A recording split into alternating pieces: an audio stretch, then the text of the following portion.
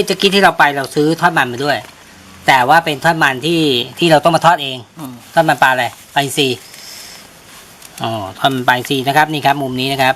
เดี๋ยวชิมทั้งหมดว่างั้นวันนี้เมนูอาหารทะเลนะครับบ้านเราอาหารทะเลบ้านเรานะครับบ้านเราปักใต้บ้านเรามาอะไรเนี่ยกั้งที่ปากใต้เขาเรียกอะไรกั้งทอดกั้งทอดชุบแป้งกั้งชุบแป้งทอดไหนดูข้างในมันเป็นไงไหนแกะดู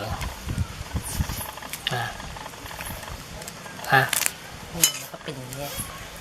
ข้างในเป็นไงกั้งอันนี้กั้งสดเลยเด็กั้งสดจากทะเลมาแล้วก็ทอดตรงนั้นเลยเหรอใช่มันก็เป็นเปลือกอันนี้มันเป็นเนื้อมันเนี่ยไหนอ่ะนี่เนื้อกั้งโอ้เฮ้ยมันหอมนะเฮ้ยมันเหมือนปูเหมือนกุ้งนะใช่ก็คล้ายๆกุ้งเนี่ยกั้งอ่ะชื่อก็คล้ายกันแล้วมันมีเปลือกด้วยมีเปลือกด้วยแล้วต้องทำไงใส่น้ำจิ้มอะไรไงก็ใส่น้ำจิ้มกินไงจัดการเป็นตัวอย่าง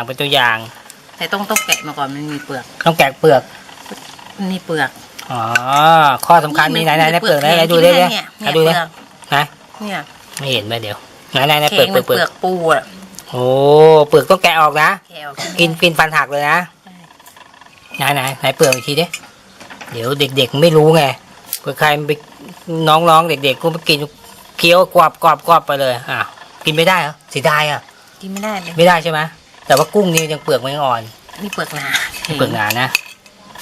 นี่นะครับคำแรกใส่น้ำจิ้มเรียบร้อยฟาบโอ้โหกินไม่อ้วนใช่ไหมอาหารทะเลไม่อ้วนไม่อ้วนได้บรรยากาศด้วย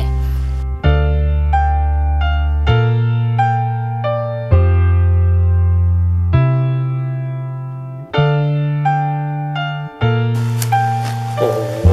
มันกรอบจริงๆเนาะไก่ย่างพอโอเคทำไมเด็กๆอยู่เนี่ยกินแต่ไม่ค่อยชอบกินอะไรไงเนื้อมันน้อยไปต้มเงี้ยใช้ต้มเอากินก็ต้องระวังนะตรงหัวมันแข็งใช่ป่ะมันมีคมมันน้ำเนี่ยคำที่2เป็นไงน้ำจิ้มยังกุ้งทอดน้ำจิ้มของเราก็3 รสซีฟู้ดแบบที่นี่เลยปุ๊บช้าๆกุ้งทอด